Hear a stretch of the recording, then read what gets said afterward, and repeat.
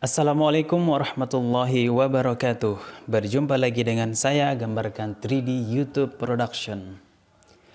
Di tutorial kali ini kita akan membahas tentang bagaimana cara mengatur aplikasi yang terbuka otomatis ketika startup Windows.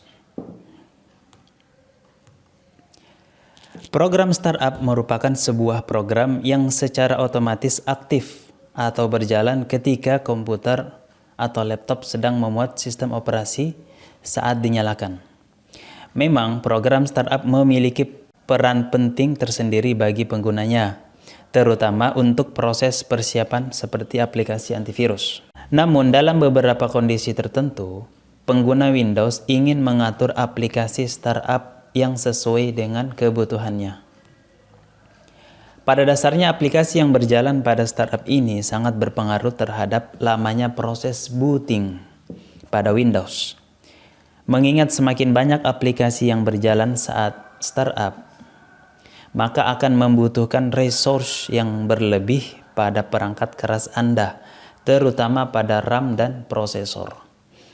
Maka dari itu, sebagian pengguna ingin melakukan perubahan pada setelan tersebut, supaya kinerja komputer tidak terlalu terbebani dan tidak mudah panas ketika proses booting Windows. Bagaimana langkah-langkahnya?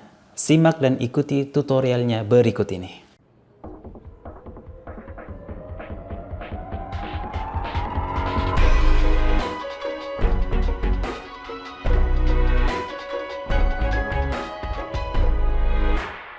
Baik. Pada kasus ini, di komputer saya terdapat dua aplikasi yang aktif otomatis ketika startup Windows, yaitu Download Manager dan Spotify.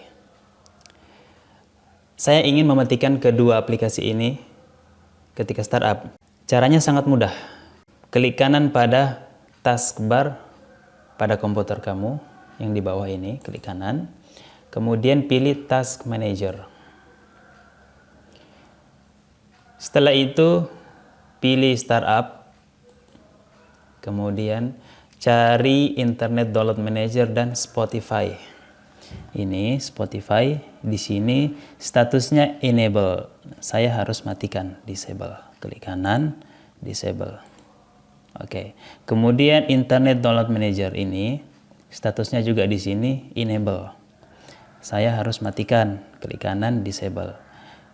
Oke, kedua aplikasi ini, Internet Download Manager dan Spotify, sekarang sudah di disable ketika startup Windows. Kalau saja kemudian restart komputer kamu, maka kedua aplikasi ini tidak akan tampil lagi ketika startup Windows. Baik, saya kira demikian.